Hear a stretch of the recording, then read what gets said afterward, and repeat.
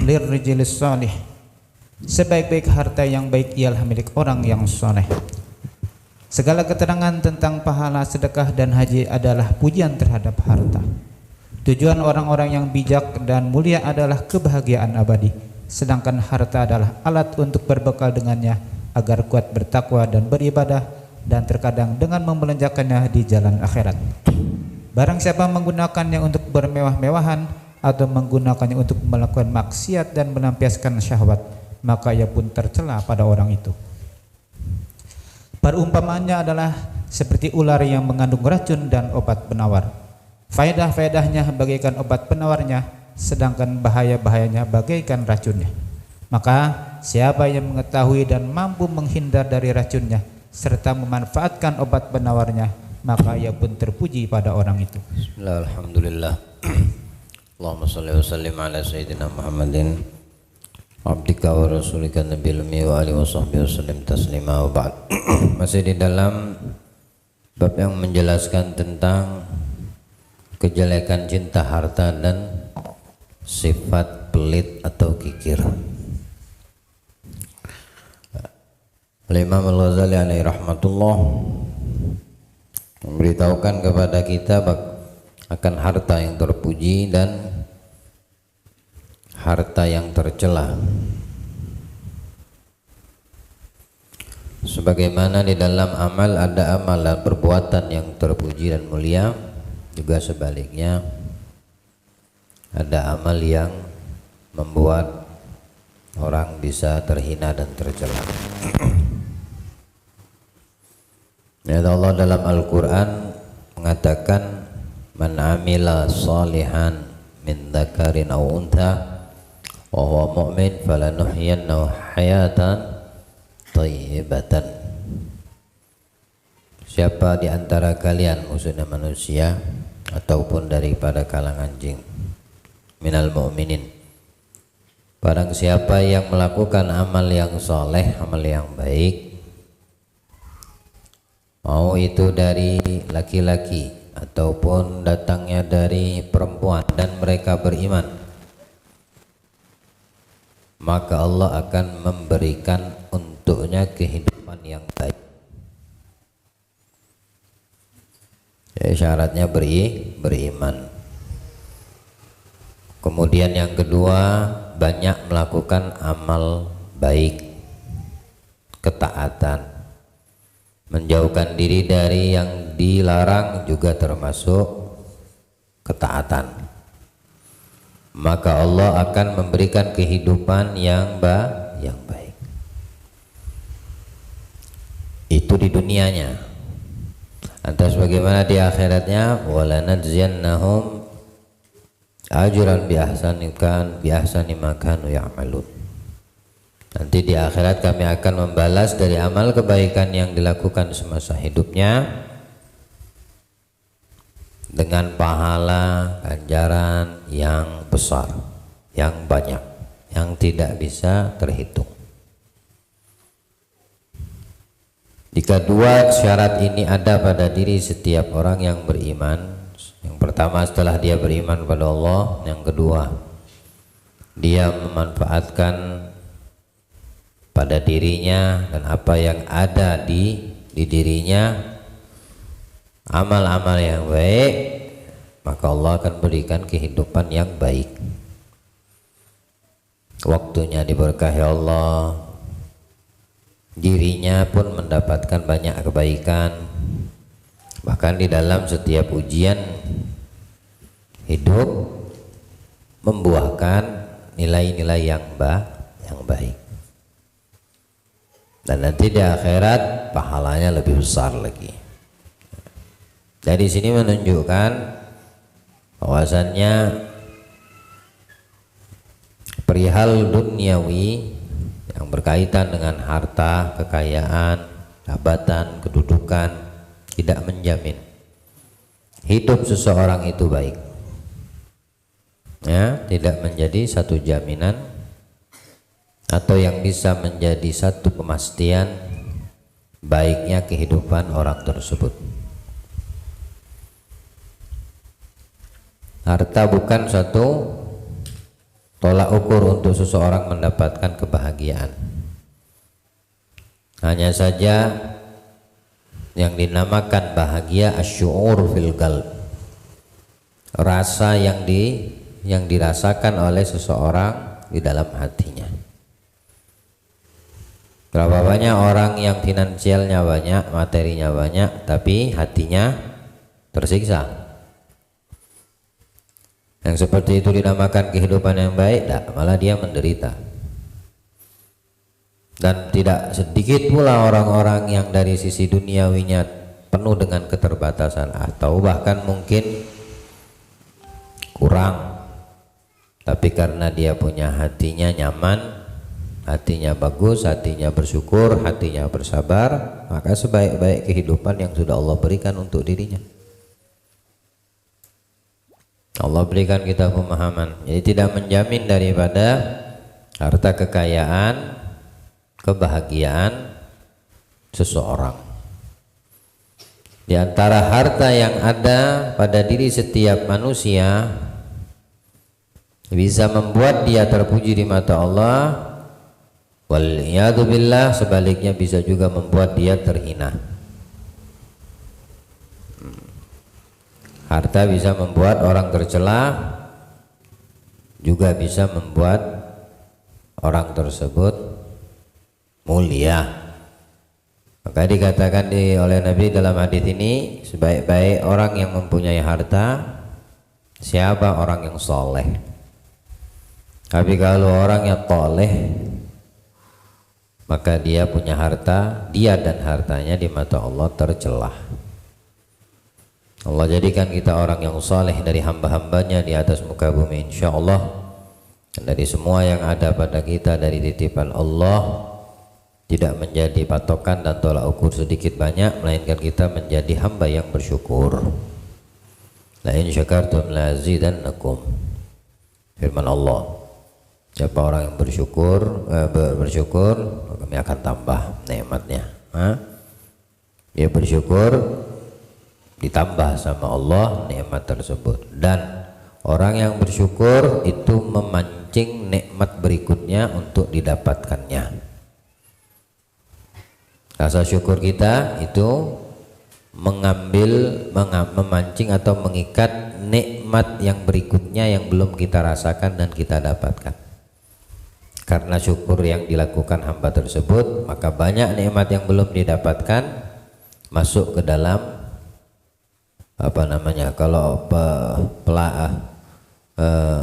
nelayan itu tukang mancing masuk ke jaring, ya. Nikmat yang belum didapat dan dirasanya akan masuk ke dalam jaringnya karena sebab syukur di awal yang pernah dilakukan hamba tersebut. La ilaha illallah.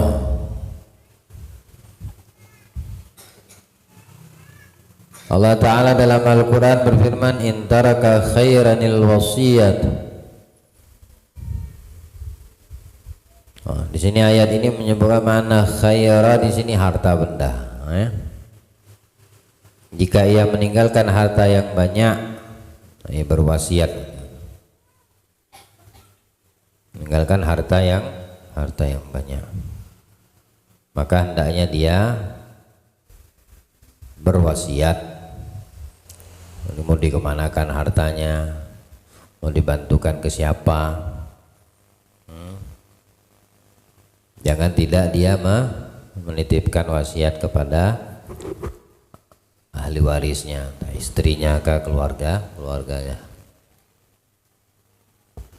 Betul, kalau kita lihat di beberapa media itu orang yang bergelimang akan harta kekayaan, mereka sebelum meninggal sakit atau jauh hari dari apa yang didapatinya, mereka menyewa pengacara, bukan pengacara atau pengacara, hingga ketika dia meninggal, pengacara itu membacakan wasiatnya,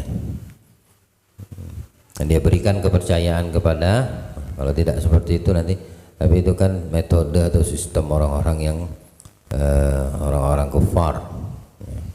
Bulan dikasih sekian, bulan dikasih lah. Kalau dalam praktek Islam sudah Allah firmankan dalam Al-Quran, masing-masing bagian dari pemilik harta ketika dia meninggal hartanya dikemanakan. Tamam. Sebaik-baik harta jika berada di tangan yang soleh, orang yang soleh. Dia tahu mau dikemanakan hartanya. Dia tahu hartanya mau dikemanakan, digunakan untuk apa. Masing-masing manusia itu sudah mendapatkan rizkinya, bagiannya. Di antara mereka yang kami kayakan, di antara mereka kami jadikan miskin. Yang kaya ingin kami lihat apakah mereka bersyukur, yang miskin mau kami lihat apakah mereka bersyukur. Nah, yang kaya bersabar, yang miskin.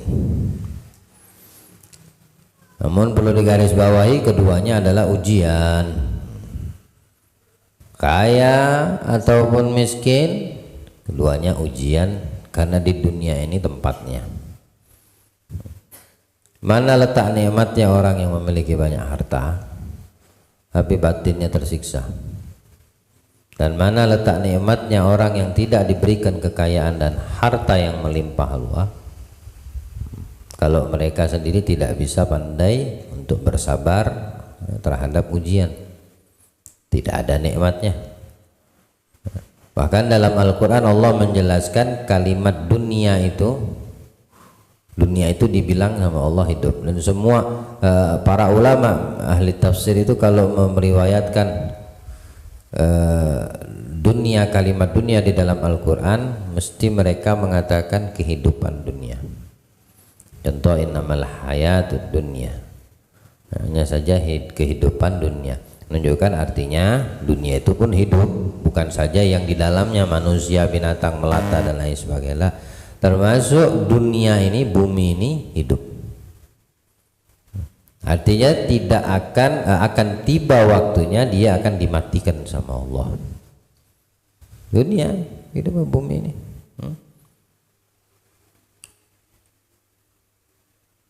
Semuanya bakal yang namanya kehidupan akan ditiadakan sama Allah. Yang tugas nyabut nyawa, nyabut kehidupan pun ditiadakan sama Allah.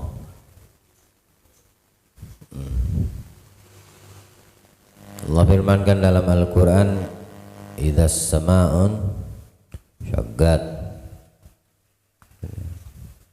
jika seandainya langit itu dibelah, pecah. Ketika langit itu dipecah, maksudnya terbelah langit itu, ini keadaan hari kiamat. Ini umur dunia yang sudah selesai, nggak ada lagi kehidupan. Awan yang tebal yang menakutkan, gemuruh suara dari langit, itu langitnya pecah sudah. Dan keadaan tersebut yang tidak bisa digambarkan. Idza sama'un syaqqat wa adzinat li rabbiha wa huggat. Dan langit tersebut terhadap apa yang perintahkan Allah patuh, nurut.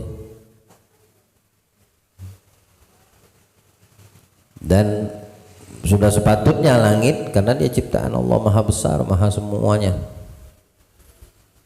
Sepatutnya untuk langit mengikuti apa yang dikehendaki oleh Allah. Wa idzal ardu muddat,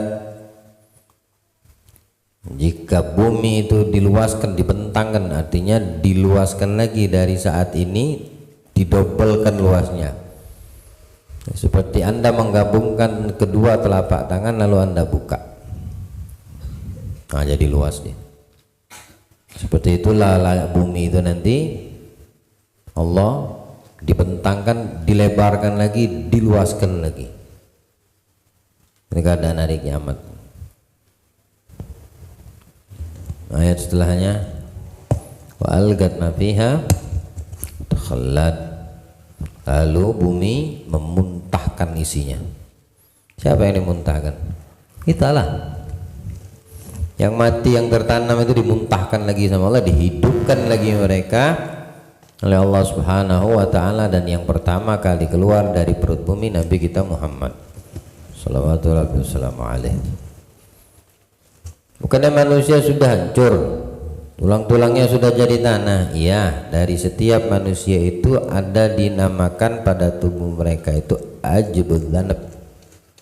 Ajbud dhanab itu tulang ekor ya, paling bawah itu ada kecil bentuknya halus. Semuanya akan hancur kecuali ini. Satu ini tidak bakal hancur. Ajbud dhanab.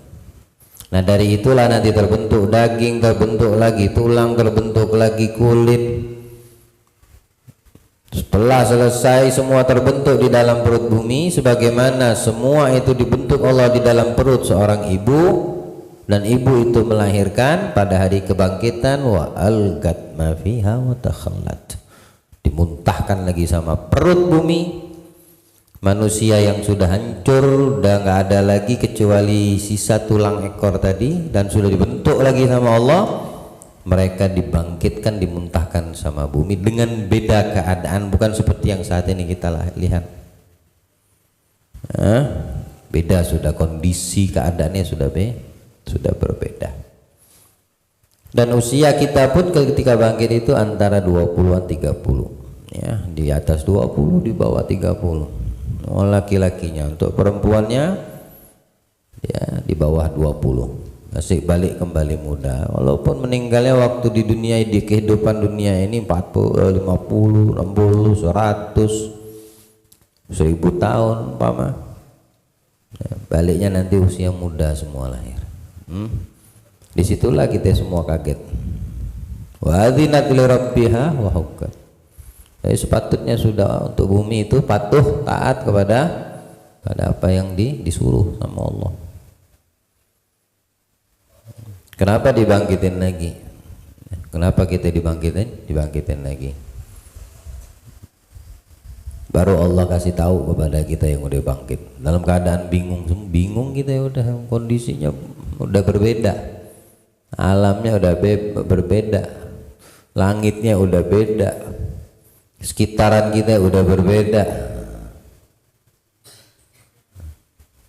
Allah baru kasih tahu kepada kita, man ya ayyuhal insan innaka kadihun ila rabbika kadhan. Lagi ya manusia, kalian sudah bersusah payah, berupaya sungguh-sungguh, capek waktu masih hidup. Padahal kalian itu lemah, kalian itu tidak mampu kecuali kekuatan yang aku berikan. Kalian sudah bersusah payah, kalian sudah capek-capek, kalian sudah sungguh-sungguh. Untuk apa? Untuk berjumpa denganku. Ini saatnya kalian berjumpa nih. Setelah dibangkitkan tadi, ini sekarang sana kalian berjumpa. Kamu lagi berjumpa dengan Allah Subhanahu wa ta'ala. Bahwa apa maksudnya berjumpa dengan Allah? Bi'amalin khairin aw syarr. Kalian menjumpaiku dengan membawa amal yang dulu kalian pernah lakukan. Kayak di sini diantaranya harta terpuji dan ada harta yang tercela. Yang waktu masih hidup pada tangannya, pada dirinya, hartanya terpuji. Ketika dia dikeluarkan dari perut bumi, dia bawa amal terpuji, amalan baik. Atau waktu masih hidup menjadikan dirinya tercela dengan sebab harta yang ada pada dirinya. Ketika dikeluarkan dia lagi dari perut bumi, dimuntahkan bumi, hari perkumpulan, hari manusia dikumpulkan sama Allah, hari yang gak ada bisa orang berbicara kecuali dengan izin Allah. Maka dia pun akan tercela karena waktu masih hidup perihal harta kekayaan pada dirinya membuat dirinya sendiri tercela. Dalam ayat lain Allah menjelaskan, hada yaumul la yantiqun la yu'dhannu lahum faya'tadirun Wailu yawma idzin lil mukadzibin. Ini hari tidak ada orang yang ngomong, nggak ada yang berani bersuara, dan tidak diizinkan sama Allah atas mereka untuk bersuara. Maka celaka orang yang mendustai hari kebangkitan tersebut. Allah mantapkan iman kita dan meyakini hari kebangkitan. Hadza yaumul fasl jama'nakum wal awwalin. Ini hari pemisah. Kami kumpulkan kalian semua, mulai dari yang pertama, yang terdahulu, mulai dari Adam sampai yang manusia terakhir. Ini harinya kami kumpulkan dan kami pisahkan mana orang-orang yang baik, mana orang-orang yang sebaliknya. Ja'alna min ahlil khair. Menjadikan kita daripada perkumpulan orang-orang baik. Di dunia kita selalu dalam perkumpulan baik, mudah-mudahan di akhirat hari kebangkitan dikumpulkan Allah bersama perkumpulan yang baik pula. Amin. Fa in kana lakum kaidun fakidun. Baik, sekarang siapa yang bisa menjawab pertanyaan Allah seperti itu? Wailu yawma idzil mukadzibin. Celaka orang yang mendustai itu hari. Tapi lihat bagaimana orang yang perkumpulan orang baik. Innal muttaqina fi dhilalin wa uyun. Sungguhnya orang-orang yang bertakwa waktu masih hidup di dunia, mereka itu di bawah naungan tempat yang rindang. Gak ada tempat yang paling baik di hari tersebut, hari kebangkitan, kecuali mereka yang masuk ke dalam naungan Allah. Allah jadikan kita insya Allah. Yang tidak masuk di bawah naungan Allah, satu jengkal di kepalanya matahari. Antum bayangkan.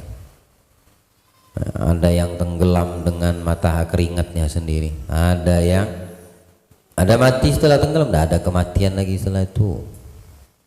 Tidak ada kematian di akhirat setelah hari kebangkitan itu. Nggak ada kematian, nggak ada kehidupan. Maksudnya yang mati ngerasakan mati sebagaimana waktu masih hidup di dunia, nggak ada. Tapi nggak ada juga kehidupan. Artinya dia tidak bisa merasakan nikmatnya kehidupan. Hidup yang penuh dengan ketenangan, kenyamanan pada hari itu tidak ada. La yamutu fiha la yahya. Qad aflaha man tazakka. Yang beruntung siapa? Orang yang waktu hidup berupaya membersihkan batinnya, hatinya, mensucikan dirinya dari semua yang mengandung unsur kedurhakaan kepada Allah, pelanggaran-pelanggaran terhadap perintah Allah Subhanahu wa taala. Wa fawakiha mimma yashtahun. Orang-orang yang bertakwa pada hari itu yang di bawah naungan Allah Ta'ala, mereka itu menikmati daripada buah-buahan yang sudah dipersiapkan dari apa yang mereka inginkan. Wejangan atau hidangan yang Allah persiapkan, apa yang mereka inginkan diberikan untuk orang yang bertakwa. Bilang Allah, kulu washrabu hani'am bima kuntum ta'malun. Makanlah, minumlah, nikmati kata Allah. Itu semua buah hasil dari apa yang kau lakukan waktu masih hidup di bumi, waktu di kehidupan sebelumnya. Kamu lemah tapi kamu sungguh-sungguh berupaya untuk berjumpa denganku. Kadhan, famulagi. Nah, sekarang kalian berjumpa denganku. Sebelum kalian berjumpa, waktu masih hidup kalian bersusah payah, capek-capek sungguh dengan amal kebaikan kalian. Sekarang kalian menjumpaiku. Nah, sekarang ku siapkan hidangan kenikmatan untuk kalian. Kulu washrabu, minum, makan, minum. Karena itu hasil daripada kesungguhanmu, perjuanganmu di dalam menjaga dan melakukan apa yang aku perintah dan menjauhi apa yang kularang. Ini hasilnya. Inna kadzalika najzil muhsinin. Seperti ini kata Allah, cara kami memuliakan orang-orang yang baik, al-muhsin. Orang yang berbuat baik, yang bersungguh-sungguh di dalam amal baik waktu masih hidup, seperti itu jamuan dari Allah nanti. Ailu yauma idzin lil mukadzibin. Celaka orang yang mendustai hari tersebut. Allah jauhkan kita daripada sifat kecelakaan. Allah jadikan kita hamba yang selalu selamat. Selamat dunia, selamat ketika mau mati, selamat di dalam kubur, selamat hari kebangkitan, dan selamat masuk dalam surga Allah Ta'ala insyaallah. Jadikanlah apa yang ada pada diri kita terpuji di mata Allah. Kesungguhan, upayamu, semua itu akan kamu dapatkan ketika kita semua menjumpai Allah. Nah, semua itu sudah Allah kasih tahu, diceritakan kepada Nabi Muhammad dan sampai ke telinga kita. Ya ayyuhal insan, innaka kadihun ila rabbika kadhan famulaqih. Ada yang berjumpa dengan Allah dengan bahagia, ada yang mendatangi atau mendapati perjumpaan Allah dengan tersiksa.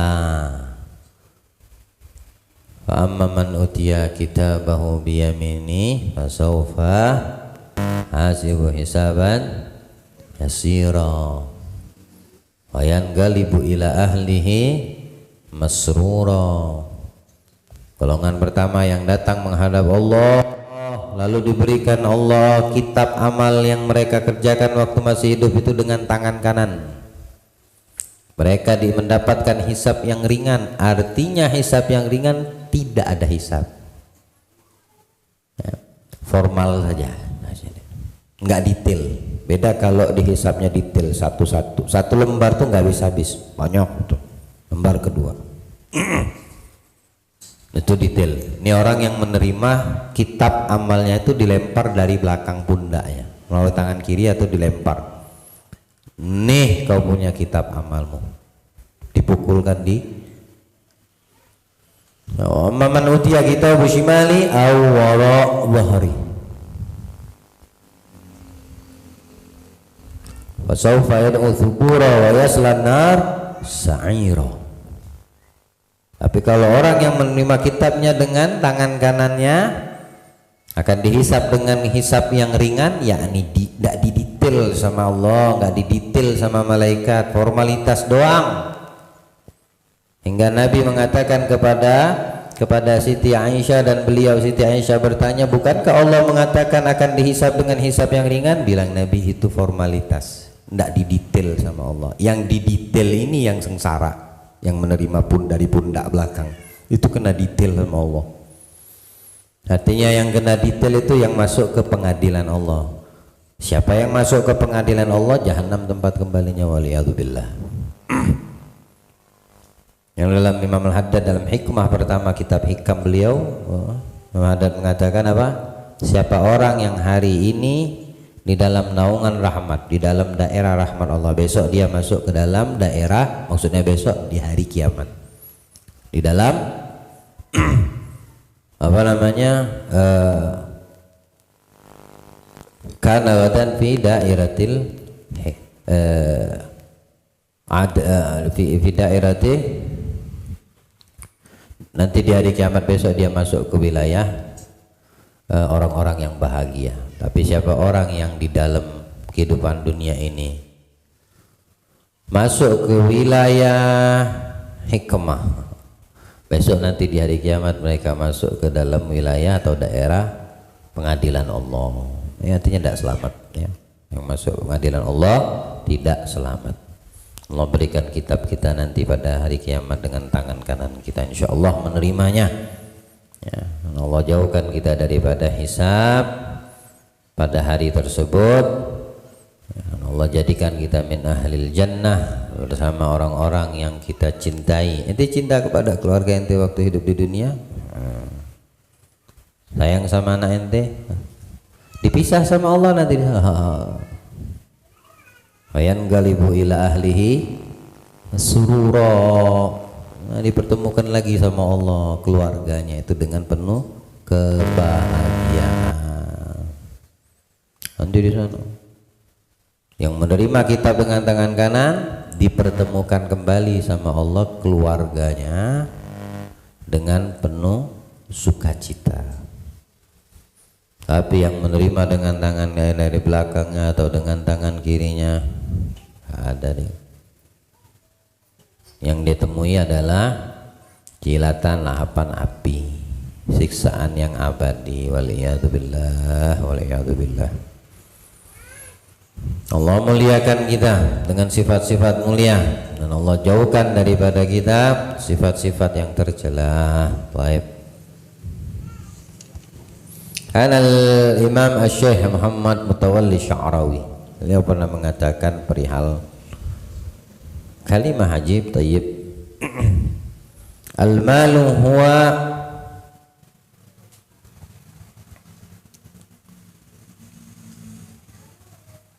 harta itu, kata beliau, harta benda kekayaan ini adna darajah. Al-mal huwa adna darajat wal afiyah a'la darajat fir rizki. Al-mal huwa adna darajat fir rizki wal afiyah a'la darajat fir rizki. Harta, kekayaan, aset, meskipun bumi yang luas ini berikut isi yang ada di dalam perut bumi, hanya kamu yang memiliki seorang. Kaya betul ya? Kaya betul lah, kaya betul. Atau yang ada di perut bumi kota Tarakan ini kamu seorang pemiliknya, kaya betul kamu. Ya? Tapi ketahuilah itu paling rendahnya rizki yang Allah berikan. Ini paling rendah, paling bawah udah. Walafiyah, ada rizki Allah yang paling tinggi. Apa? Afiyah, keselamatan, kesehatan. Nah, itu paling tingginya rizki, derajat rizki di sisi Allah. Kalau kita paham. Ayo sekarang pakai logika, banyak duit, banyak harta, tidak terhitung nominalnya dia punya simpanan harta benda, tapi sakit.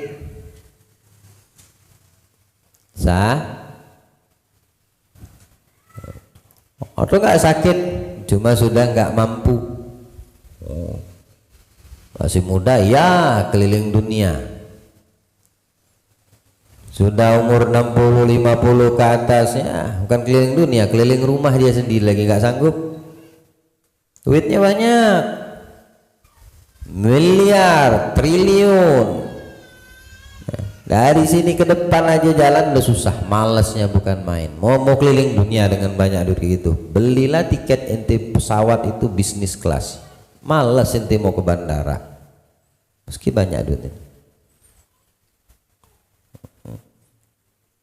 Sewa pesawat charter, jet pribadi ya. Makin banyak duit nih, mau kemana? Kita mau keluar kota dah, kata kemana? Jakarta. Aduh jauhnya, nggak mau dia, udah lain, sudah umurnya sudah ada duitnya banyak. Nikmatnya di mana? Nikmatnya di mana? Ya kalau masih syabab, masih muda, bisa sana bisa sini, duitnya banyak, ya toh? Tapi dia tidak menyadari karena itu sifatnya sementara. Semuanya itu tidak ada selamanya. Beda dengan nikmatnya surga, nikmatnya akhirat, abadi, kekal. Makanya Allah katakan derajat rizki yang paling kecil, yang paling rendah harta benda, dan paling tingginya derajat rizki di sisi Allah al-afiyah, kesehatanmu, keselamatanmu. Pilih sehat atau pilih banyak duit tapi sakit? Tak kasih 1 triliun tapi kau sakit, atau minta ente punya organ tubuh tak beli 10 miliar Yang membuat itu punya organ ketika diambil kamu nggak bisa apa-apa, nggak bisa berdiri, hanya bisa baring aja. Tadinya ente sehat. Orang pinter dijualnya nggak? Hah? Iyalah, orang bodoh aja berpikir aku bisa cari duit. Untuk apa banyak duit? Habis itu terbaring seumur hidup. Mau diapakan itu duit 1 triliun? Dipelototin tiap hari. Nah, paling rendahnya rizki, derajat rizki yang Allah berikan harta benda, sehingga tidak ada nilai saking rendahnya siapapun diberi sama Allah. Hatta yang tidak beriman, sekalipun orang itu tidak beriman, sekalipun orang menyekutukan Allah, tetap dikasih. Kenapa? Nilainya rendah. Itu derajat rizki. Jadi jangan fahami rizki itu kayak Allah segala-galanya bagi manusia. Harta itu kayaknya segala, gak ada harta mati, nggak ada nyawa mati kau. Bukan nggak ada harta, ya. Tapi paling tinggi derajatnya rizki adalah afiat. Tamam. Wa afdalu anwa rizki, paling afdal. Kalau tadi paling masa derajat, ini paling afdalnya bentuk rizki Allah bagi manusia, ya. Apa? Islahul abna. Kalau kamu punya anak, kamu didik, kamu kasih tarbiyah yang bagus, kamu kenalkan Allah, Nabi dan agama, lalu ini anak jadi anak yang bakti, anak yang taat, anak yang masya Allah, islahul abna. Itu kata Imam Asy-Sya'rawi bentuk rizki dari Allah yang paling mulia. Paling mulia bentuk dari macam bentuk rizki yang banyak Allah persiapkan, Allah miliki, ada di sisi Allah. Ketika ente punya anak soleh dan soleha, rizki tidak terbayangkan kalau punya anak seperti itu. Saat kamu tua, dialah yang paling memahami. Saat kamu sudah loyo, dia yang ada selalu di sisimu. Makanya beruntung yang punya orang tua, yang masih Allah beri orang tua dua-duanya atau salah satunya. Jadilah dirimu anak yang soleh, maka orang tuamu telah mendapatkan afdal bagian rizki yang Allah berikan di atas muka bumi ini. Kamu orangnya anak yang soleh. Wa tamamur rizki ridallah rabbil alamin. Paling sempurnanya, kalau tadi diantara macam-macam rizki yang utama, tapi paling sempurna di atas utama dari rizki Allah apa? Ridhonya Allah, ridhonya dia Allah, itu paling sempurnanya rizki.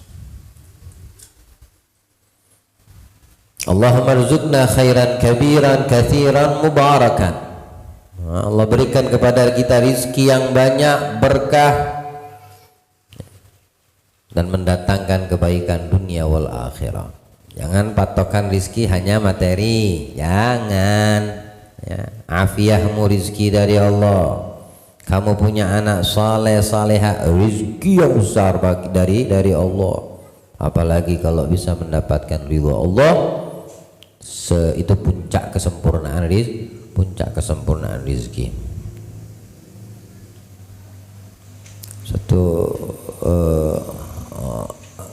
murid daripada beliau, Imam Sya'rawi, 20 tahun ta'lim, 20 tahun belajar, 20 tahun belajar ta'lim sama beliau. Tidak juga sempat belajar pegang kitab buku, malah ditugaskan sama guru ini bersihkan toilet aja, kamar mandi, lantai, pokoknya babnya bab tanzif, bersih-bersih. 10 tahun begitu aja bersih-bersih, hikmat aja disuruh sama gurunya. Teman-teman yang satu litingan udah hafal Quran, sudah banyak ini hafalan hadis, sudah paham ilmu, dia enggak. Cuma bersih-bersih aja, khidmat aja disuruh si guru. Gurunya cuma bilang, ya datang kepada guru, wahai guru, aneh udah 10 tahun membersihkan ini, nyapu ini, nyikat di kamar mandi dan ini dan itu, babnya khidmat, tidak pernah megang kitab wala pena. Anak izin mau belajar karena merasa dirinya itu tertinggal daripada teman-temannya. Ya.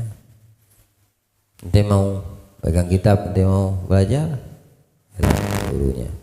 Ya, baik, aku izinkan. Tapi bersihkan lagi dulu apa yang kau lakukan, kerjakan apa yang kamu lakukan selama 10 tahun ini, 10 tahun berikutnya. Oh. Ayo. Perintah guru tuh. Nah, bismillah, kalau udah gurunya udah ngomong, murid ini berarti berapa tahun? 20 tahun. Mau yang selipingan sama dia, yang satu zaman sama dia 20 tahun, udah jadi orang, udah jadi ulama, alim.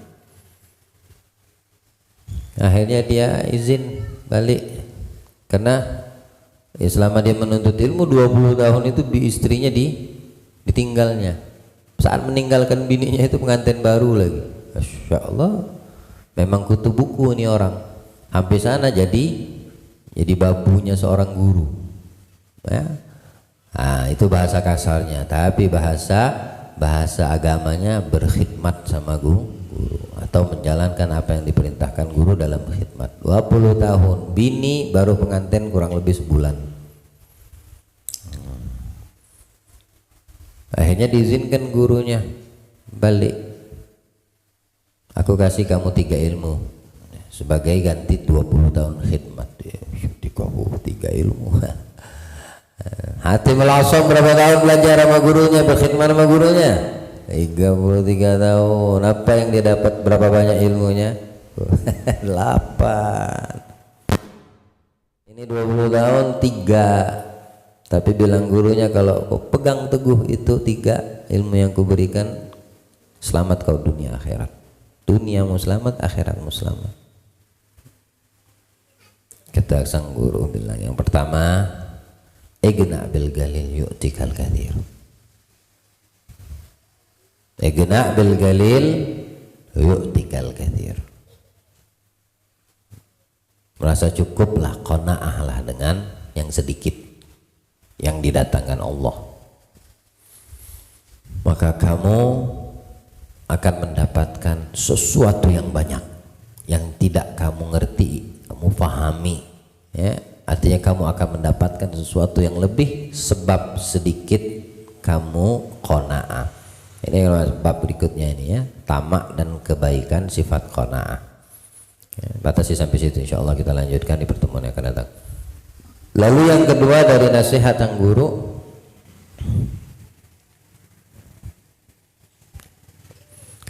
la tas'alu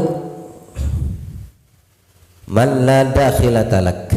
Jangan kamu ikut campur urusan atau bertanya urusan yang bukan urusan kamu. Ikut campur urusan orang, hubul sama urusan orang, bukan urusan kamu, tapi kamu ikut nimbrung. Nah, ini selamat dunia, selamat akhirat kalau seandainya dia betul-betul mempraktekkan ini. Gak usah kamu bertanya apa yang tidak menjadi urusanmu. Banyak enggak di zaman kita ini bertanya, ikut nimbrung urusan yang bukan urusan kita. Sok jadi pahlawan, sok jadi dipinta, kagak, mulut aja keluar-keluar. Lain kalau kita dipinta sama Allah untuk solusi, datangin kebaikan, jawaban. Kalau nggak terjadi seperti itu, nggak usah sok untuk ikut campur urusan orang. Diamnya lebih baik kita, ya, diam kita lebih baik. Itu yang kedua. Ketiga, la takhunul khain. Jangan kamu pernah berkhianat. Ahsinil muhsin, berbuat baik, ya, berbuat baiklah kepada orang yang telah berbuat baik untukmu, kepadamu. Fa innal musi'a satakfi sa'atihi, Karena orang yang punya niat jahat, orang yang berbuat jahat atau punya niat jahat, maka dia akan mendapatkan apa yang diniatkan dari kejahatan tersebut. Ada motif dari niatnya, maka dia akan mendapatkan apa yang dia niatkan kalau itu bentuknya jahat. Padahal dia belum sempat melakukan perbuatan, baru berniat jahat, niatnya jahat. Dia tidak melakukan niat jahat, tapi tetap Allah akan kasih supaya dia ini dicubit lah, biar dia ini sadar kalau niat jahatmu itu memperburuk keadaanmu sendiri. Udah baliklah kata Syekh Sya'rawi. Balik dia, tengah jalan ketemu sama orang yang membabi buta menghabisi warga kampung. Di sampingnya ada seperti penjara kecil gitu, dalamnya perempuan tidak menggunakan busana sama sekali. Banyak mayat yang bergeletakan di jalanan itu. Berdiri laki-laki dengan pedang yang berlumuran darah, melihat perempuan di dalam jeruji besi itu. Datanglah ini tadi hamba Allah ini tadi yang mau balik, yang dapat 3 ilmu dari guru selama khidmat 20 tahun. Dia mau bertanya ini apa ini, kejadian apa gitu. Betul ya, pengen tahu aja urusan orang, mau nimbrung aja masuk ke urusan orang. Ingat sama nasihat pertama, udah deh batalin aja. Saat dia berbalik ketika mengarah ke orang membunuh, si pembunuh ini tadi, dipanggil sama itu orang, suruh menghadap, mendekat ini hamba Allah. Kenapa kau tadi mengarah ke sini, tiba-tiba balik arah, kau putar arah lagi? Enggak, tadi itu aku ingin tahu kenapa sebab ini kok banyak mayat bergeletakan, kamu ini siapa, terus kenapa perempuan ini tidak menggunakan pakaian, terus di dalam jeruji, dalam kandang kayak binatang ini. Tadinya aku mau tanya seperti itu, tapi aku ingat nasihat guruku, jangan ikut campur urusan orang, jangan masuk ke ranah yang bukan kau punya wewenang. Sudah aku batalkan lah. Betul apa yang kau katakan dari nasihat gurumu. Andai kau tidak amalkan nasihat gurumu, kaulah korban berikutnya. Karena aku bersumpah, siapapun yang bertanya, aku tebas dengan pedang ini. Ini namanya tanya semua nih. Nanya siapa perempuan itu? Ya aku kasih tahu istriku. Oh, kenapa kau lakukan seperti itu? Istrimu kan mestinya kau muliakan. Ya karena dia kedapatan selingkuh. Ketika aku pulang kerja, aku dapat dia dengan laki-laki lain di dalam kamarku. Laki-lakinya itu kubunuh, dia aku jadikan pajangan. Dan aku bersumpah, siapapun orang bertanya, aku jadikan seperti laki-laki ini. Banyak ternyata yang bertanya. Akibatnya fudul, pengen tahu urusan orang. Pak, tidak ada. Ente kalau mau fudul, fuduli diri kita sendiri. Itu lebih bermanfaat. Ya. Kepolah kau sama dirimu, hubunganmu dengan Allah, hubunganmu dengan Nabi, kepoin. Kagak usah kepo sama orang lain. Bahasa sekarang kepo. Nah, kalau bukan kau amalkan nasihat gurumu, kaulah korban berikutnya. Hanya disuruhnya balik sampai ke dermaga, nunggu kapal berminggu. Kapal itu datangnya sebulan sekali lagi. Dulu zaman dulu kan kapal nggak seperti sekarang. Terlambat, udah ngantre, pas mau masuk pintu kapal ada aja yang dobrak tiba-tiba, pelanting dia. Antre lagi, pas depan pintu kapal, blok, ditutup pintunya. Nggak boleh masuk lagi, sudah kebanyakan muatan. Tunggu kapal yang bakal datang berikut bulan depan. Udahlah, bikin kemah lah di situ. Tunggu kapal datang. Datang betul, setelah berlalu waktu kapal lebih gede, lebih bagus. Bingung ini hamba Allah, kenapa kapal yang kemarin Sekarang berganti, mungkin dia punya 2 kapal. Masuk dia dalam kapal, tanya sama orang-orang petugas kapal, besar kapalnya tidak seperti bulan lalu. Kapal bulan lalu tenggelam, banyakkan muatan. Tidak ada yang selamat, mati semua. Kalau kupaksakan ngantri dobrak masuk tuh, akulah mati juga. Ya, dia tidak pernah melawan arus.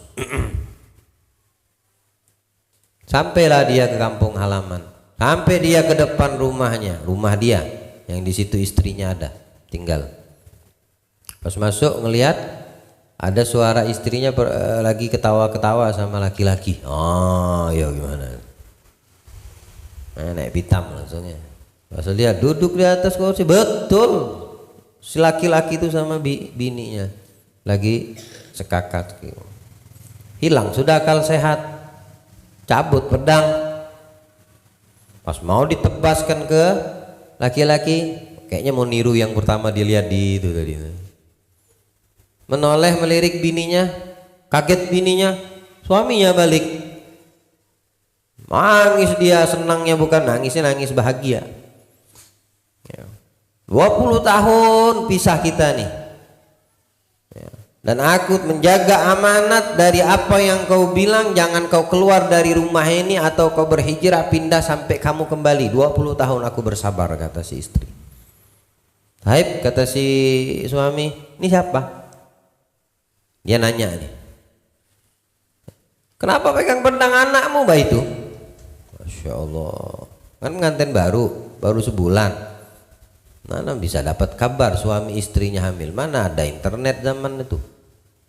Mana ada handphone? Mana ada Android walaupun? Gimana mau ngabarin? Pos aja belum terbentuk. Kantor pos mana ada? Ya, sistem-sistem mungkin dulu pakai apa namanya? Burung itu pun kalau burungnya kagak nyangkut di pohon. Kalau nyangkut, mana sampai surat yang kau kirim? Ya Allah, untung dia tidak asal. Kalau tidak mati anak kandungnya, dikenalkan ibunya, mengenalkan anak ke situ, bapaknya siapa? Mana juga foto. Panjang nih foto bapakmu, mana ada 20 tahun tidak ketemu. Nak, ini bapakmu, bapak kandungmu. Ya. Dari awal mama sama abahmu kawin, baru berjalan sebulan kurang lebih, dia langsung menuntut ilmu dan mama ridho mengizinkan. Oh, senangnya dia dapat anaknya. Ternyata dilihat memang mirip hidungnya, matanya anaknya. Allahu a'lam. Ya. 3 nasihat menyelamatkan, dunianya selamat, akhiratnya selamat. Allah berikan kita banyak nasihat dan bermanfaat. Minal aidin wal faizin, mohon maaf lahir batin.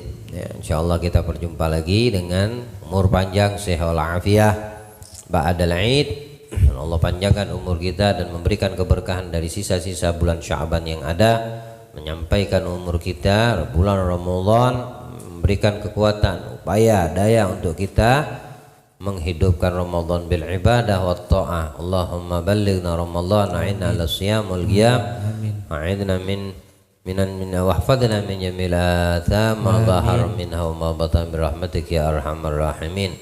Allahumma ikrimna fi hadzal majma' al mubarak fi hadhihi al-laila fi hadzal bait. Amin. Waj'alna min al-faizin al-ghanimin mahfuzin dunya wal akhirah. Akhrij min qulubina wa la taj'al ad-dunya akbar hammina wa la mablagha ilmina wa la tusallit alaina man la yarhamna bi rahmatika ya arhamar rahimin. Amin. Allahumma la tahrimna khairan ma indaka li syarri ma indana fadlan wa ihsana. Amin. Bijudika ya ajwadal ajwadin wa sallallahu ala sayyidil mursalin imamil muttaqin wa alihi wa sahbihi wasallam. Alhamdulillah rabbil alamin. Bismillahirrahmanirrahim. Hadratin Nabi Muhammad sallallahu alaihi wasallam. Al-Fatihah. Ar-Rahmanir-Rahim. Maliki yaumiddin. Siratal ladzina an'amta 'alaihim ghairil maghdubi 'alaihim waladdallin. Amin. لا إله إلا الله الموجود في كل زمان الموجود في كل زمان لا إله إلا الله المعبود في كل مكان لا